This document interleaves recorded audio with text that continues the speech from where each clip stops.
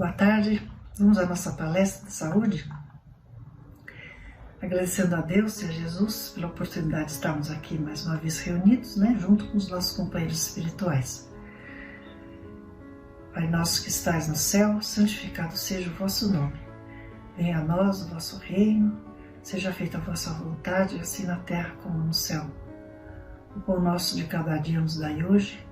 Perdoai as nossas dívidas, Senhor, assim como procuramos perdoar os nossos devedores. Não nos deixeis cair em tentação e livrai-nos do mal. Graças a Deus e graças a Jesus. Vamos falar hoje sobre a reencarnação. É com frequência que se ouve hoje em dia as pessoas falarem com naturalidade, Por exemplo, perante a necessidade de mudar um comportamento, elas dizem, já estou velho, vou deixar isso para outra vida. Ou quando surge algum problema sério, elas dizem, devo ter jogado pedra na cruz. Como explicar, quando uma pessoa perde a saúde por uma doença injustificável, Por exemplo, uma cirrose em criança. Muitos já entendem, que seja um efeito de uma causa de vida passada, porque uma criança não teria consumido bebidas alcoólicas a ponto de ter uma cirrose, Então é o conceito da reencarnação que muitos, mesmo não espíritas, já tomam como algo natural. E no capítulo 4, Ninguém pode ver o reino de Deus senão nascer de novo, temos conceitos claros aqui sobre a reencarnação.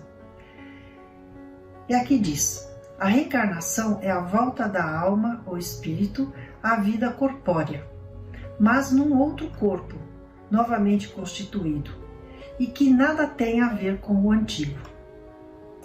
O princípio da pluralidade das existências está claramente expresso na Bíblia.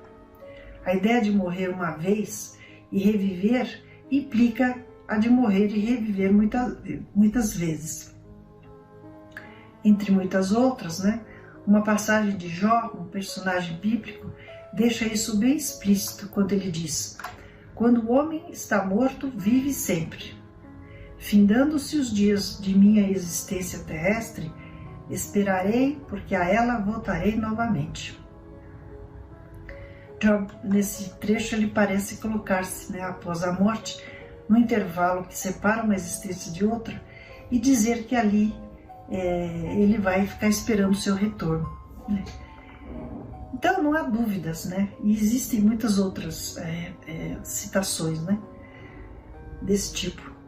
Não há dúvidas assim que a reencarnação, chamada pelos judeus de ressurreição, fosse uma das crenças fundamentais dos judeus, e que ela foi confirmada por Jesus e pelos profetas, de maneira formal.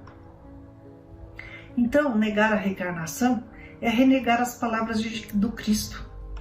Suas palavras um dia constituirão autoridade sobre esse ponto, como sobre muitos outros, quando forem meditadas sem partidarismo.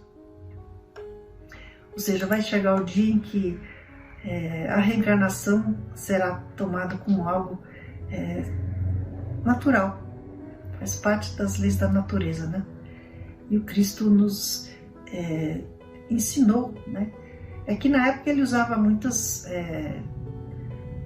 termos figurados, as parábolas, porque as pessoas não tinham capacidade de compreender claramente, Mas interpretando de uma forma razoável, não de uma forma tendenciosa, como diz aqui, sem partidarismo, a reencarnação é muito clara. Fora essas evidências de natureza religiosa, juntam-se provas no ramo filosófico que resultam da observação dos fatos. Quando dos efeitos se quer remontar às causas, ou seja, quando a gente quer encontrar a causa de um efeito, a reencarnação aparece como uma condição inerente da humanidade, ou seja, como uma lei da natureza.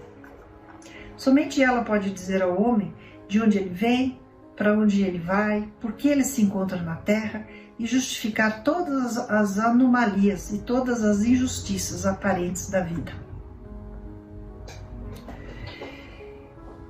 E então, no livro O Céu e o Inferno, de Allan Kardec, né, um dos livros da literatura básica do Espiritismo, temos aqui: a encarnação é necessária ao duplo progresso moral e intelectual do espírito. Ao progresso intelectual, pela atividade obrigatória do trabalho. Ao progresso moral, pela necessidade recíproca dos homens entre si. A vida social é a pedra de toque das boas ou más qualidades. Ou seja, uma pessoa sozinha, né, isolada, ela não evolui. A gente precisa do próximo, né, para a gente se modificar para melhor. Para o homem que vivesse isolado, como diz aqui, não haveria vícios e nem virtudes. Preservando-se do mal pelo isolamento, o bem de si também se anularia. Então não tem como você fazer o mal nem o bem, a pessoa fica estacionária, né? Uma só existência corporal é manifestamente insuficiente para o espírito adquirir todo o bem que lhe falta e eliminar o mal que lhe sobra. Deus, que é soberanamente justo e bom, concede ao espírito tantas encarnações quantas as necessárias para atingir seu objetivo, que é a perfeição. Para cada nova existência entra o espírito com o cabedal adquirido nas vidas anteriores, né? Em termos de aptidões, conhecimentos intuitivos, inteligência e moralidade. Então tudo isso vem na nossa bagagem, né? No intervalo das existências corporais, o espírito torna a entrar no mundo espiritual, onde é feliz ou desgraçado segundo o bem ou o mal que faz. Cada existência é assim um passo avante no caminho do progresso, até que o espírito atinge um limite de perfeição em que deixa de ser necessária a reencarnação, ficando apto para progredir no estado espiritual. Da parte desses, a encarnação é voluntária, né? Eles podem voltar a reencarnar, né? A encarnar em missão para nosso auxílio. Então é muito comum, né? Espíritos de condição, né? Voltarem, né? Para o convívio com a gente, mas aí eles vêm em missão, porque eles voluntariamente, né? Eles vêm para nos ajudar.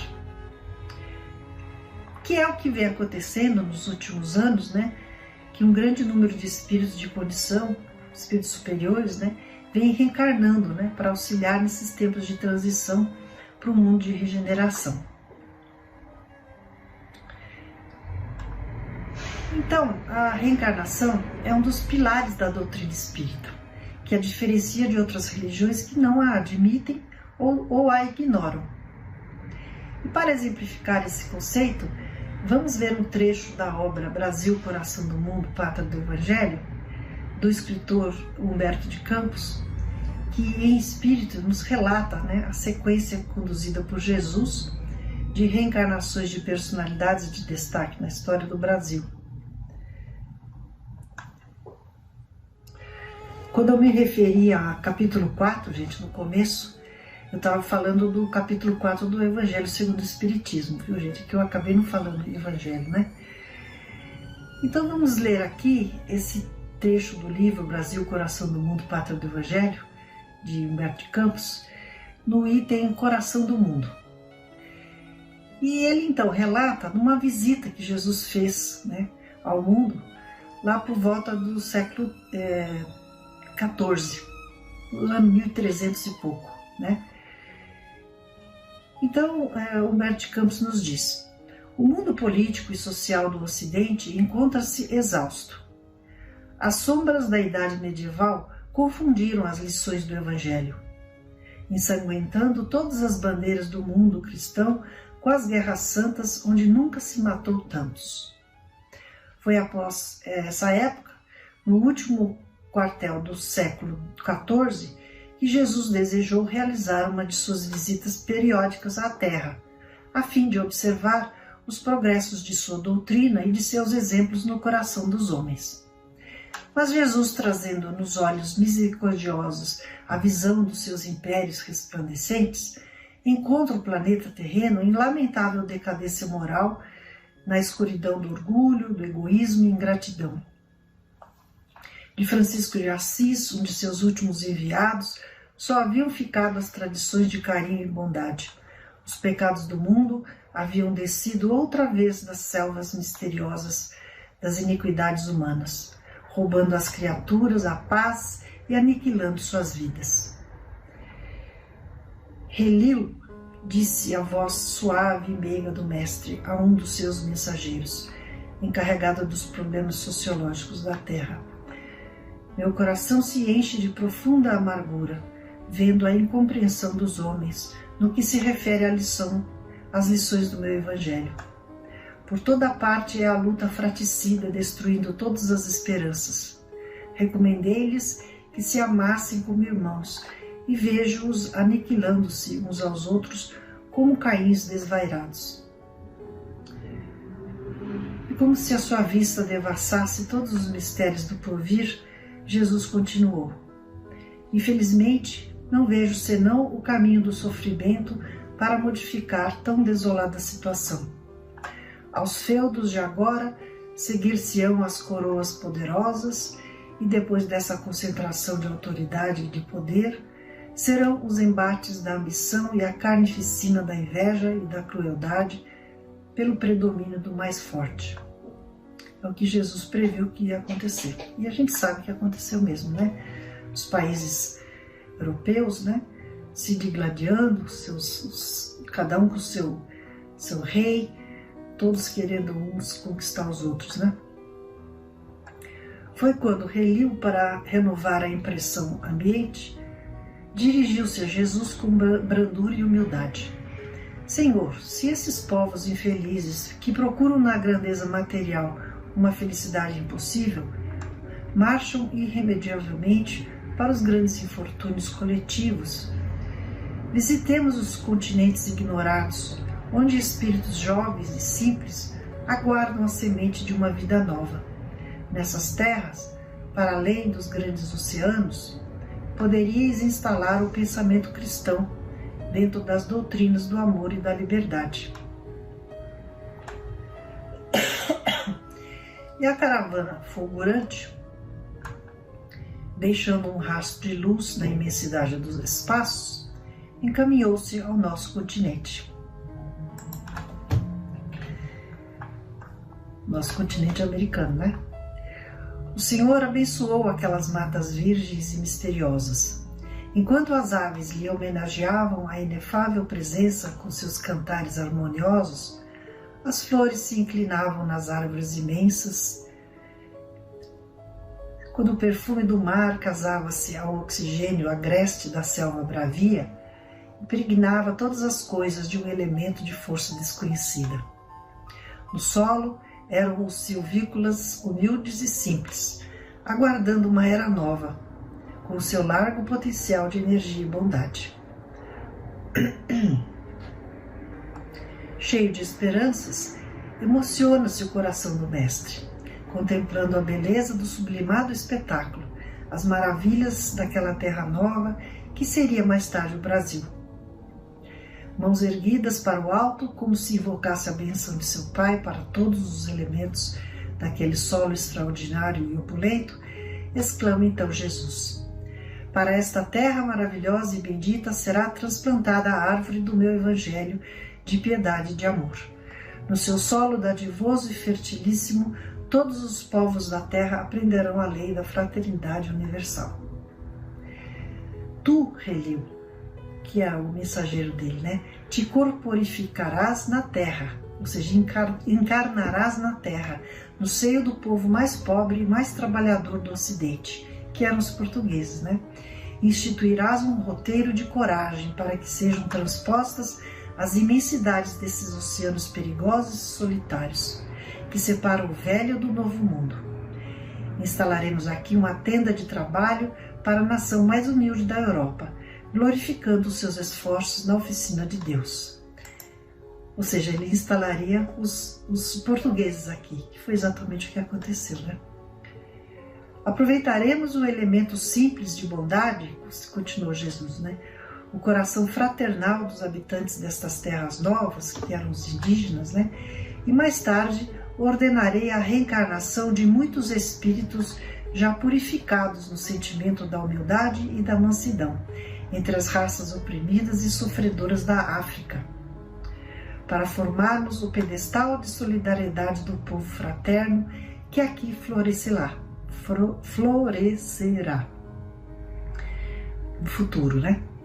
A fim de exaltar o meu evangelho nos séculos gloriosos do porvir. Aqui, Reliu, sob a luz misericordiosa das estrelas da cruz, ficará localizado o coração do mundo. Consoante a vontade piedosa do Senhor, todas as suas ordens foram cumpridas integralmente. Daí a alguns anos, o seu mensageiro Reliu se encarnava na Terra em 1394 como Dom Henrique, filho de Dom João I, que fundou a Escola de Navegação de Sagres, que contribui para a expansão das navegações portuguesas para além dos mares. Foram chamados para colaborar na edificação da Pátria Nova, a princípio então os indígenas, os povos da África, espíritos em missão e outros espíritos em prova, provenientes do velho mundo, que juntos formaram a falange abnegada que veio escrever nossa história na terra de Santa Cruz. Muito lindo, né? Então, a partir daí, ao longo dos séculos, né, a mando de Jesus, milhões de espíritos do velho mundo migraram para as nossas terras. E eu vou aqui, então, resumindo os fatos, tá? Em 1531, chegavam ao Brasil em primeira missão de colonização Martim Afonso de Souza e em sua companhia 300 homens, a tomar parte ativamente da fundação de São Vicente de São Paulo, na época que chamava-se Piratininga, né? Padre Manuel da Nóbrega, como uma das reencarnações do Espírito Emmanuel, um dos mentores do Chico, né? Em processo de purificação, veio em 1549 com Tomé de Souza, o primeiro governador-geral da colônia, a fim de estabelecer novos elementos de progresso e dar início à cidade de Salvador. O padre Anchieta, apóstolo do Brasil, veio depois, em 1553, com Duarte da Costa, para desenvolver o já existente São Paulo de Piratininga, né? E esse mesmo espírito reencarnou em 1676 como o nosso Frei Fabiano de Cristo, um exemplo de humildade e de renúncia total de si mesmo, com suas curas e ensinamentos no Rio de Janeiro, nos idos tempos da colônia. Já em 1746, veio ao mundo Tiradentes, herói que planta a semente da independência do Brasil e que, com seu martírio, veio resgatar seu passado cruel como inquisidor da Igreja. Em 1808, fugindo de Napoleão, veio Dom João VI com a corte portuguesa para o Brasil. Foi um fator de progresso com a abertura dos portos e outros feitos, além de ter salvado seus descendentes, né, que teriam papéis importantes na nossa história. Dom Pedro I, com a Declaração da Independência, e a Princesa Isabel, né, com a abolição da escravatura. E o pai dela, né, pai da Princesa Isabel, irmão de Dom Pedro II, né, convocado por Jesus, veio em missão, né, já no século XX, contribuir no século XIX e XX, contribuir grandemente para o progresso de nossa terra, como uma oportunidade de resgatar o crime de outra existência, como o soldado romano Longinus, que cravou Jesus na cruz com sua lança. Então, sempre a reencarnação presente, né? A Revolução Francesa, em 1789, a escravidão dos negros, que perdurou por séculos, as grandes guerras do século XX, o extermínio dos judeus no Holocausto, grandes flagelos da humanidade, né? Todos nos deixaram grandes ensinamentos, apesar de terem sido terríveis, né? Sempre ocorre algum tipo de progresso, ou por experiências, né? Ou por novos descobrimentos, ou por novas invenções, né? Mas, então, de qualquer forma, geraram uma infinidade de necessidades de resgates que continuam a requerer reencarnações de muitos espíritos no mundo. E assim, o desenrolar da nossa história só vem demonstrar a importância da reencarnação como forma de nos melhorarmos no nosso caminho para a perfeição. Hoje é o dia das minhas correções. Obviamente, Dom Pedro II era filho de Dom Pedro I, né? Não irmão, desculpe. E vamos então finalizando com um texto de Emmanuel que nos orienta quanto à nossa conduta enquanto estamos aqui no plano físico, com os olhos no nosso futuro e nas nossas próximas oportunidades de reencarnação, né? O título do texto é Melhorar para Progredir, no livro Palavras de Vida Eterna, psicografado pelo Chico. E diz assim: melhorar para progredir, eis a senha da evolução. Passa o rio dos dons divinos em todos os continentes da vida. Contudo, cada ser lhe recolhe as águas segundo o recipiente de que se faz portador. Ou seja, as oportunidades que Deus nos oferece são as mesmas, mas cabe a nós merecê-las, né, pela nossa conduta. Não ouvides que os talentos de Deus são iguais para todos, competindo a nós outros a solução do problema alusivo à capacidade de recebê-los. Temos que nos esforçar, né? Não te percas desse modo na lamentação indébita, na aversão ao próximo, na discórdia, na crítica, na maledicência, na ociosidade, na ignorância. Uma hora anulada nessas atitudes é vasto patrimônio perdido no preparo da justa habilitação para a meta a alcançar. Se te afeiçoas assim aos ideais de aprimoramento e progresso, não te afastes do trabalho que renova, do estudo que aperfeiçoa, do perdão que ilumina, do sacrifício que enobrece e da bondade que santifica. Lembra-te de que o Senhor nos concede tudo aquilo de que necessitamos para comungar-lhe a glória divina. Entretanto, não te esqueças de que as dádivas do Criador se fixam nos seres da criação conforme a capacidade de cada um.